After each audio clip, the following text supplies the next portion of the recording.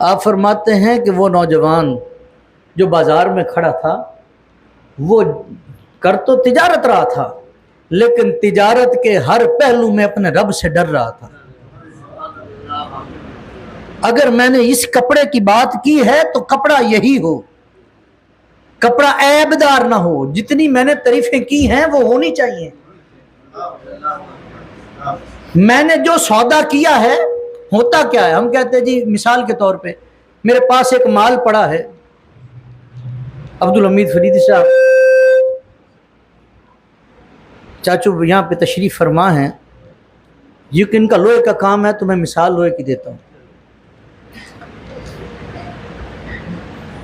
عبدالحمید فریدی صاحب گئے لوہے کی چادریں خریدنے کے لیے، لوہے کی چادریں خریدنے کے لیے۔ ایک تو تھا کہ یار مجھے اتنی چادریں بھیج دو، ریٹ کیا ہے؟ یہ ریٹ ہے، بس بات ختم ہو گئی۔ وہ کوئی بھی بھیج دے گا وہ چلے گا۔ اب جب یہ گئے انہوں نے کہا جی یہ چادریں پڑی ہیں، لوہے کی چادریں، لوہے کے ٹی آر گارڈر وغیرہ وغیرہ یہ پڑے ہیں۔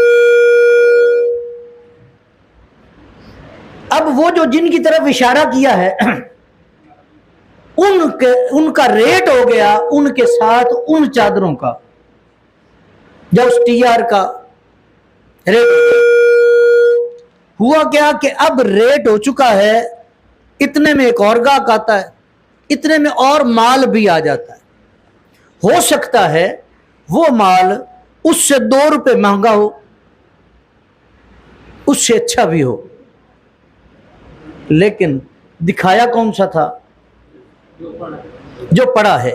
اس نے کیا کیا کہ اچھا ان کو ذرا 5 منٹ کے بعد بھیج دیتے ہیں مال، وہ جلدی والا آیا ہے اس کو مال دے دیتے ہیں، وہ اٹھایا اس کو دے دیا، اور جو بعد میں آیا اس میں سے حالا اچھا مال ہے ان کو بھیجا۔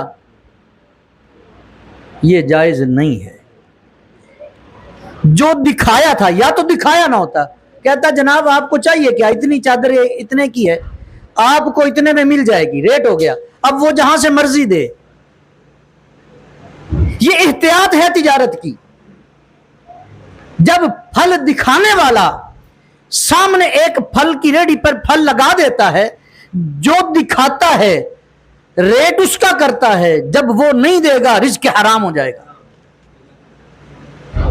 رزق حرام ہو جائے گا۔ اسی طرح اور بہت ساری چیزیں ہیں۔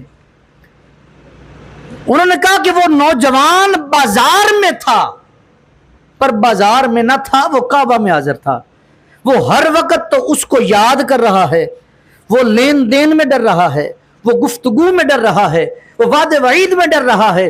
جو ہر وقت اس سے ڈرتا رہے، اس کی یاد میں رہے، وہی تو کعبے میں حاضر ہے۔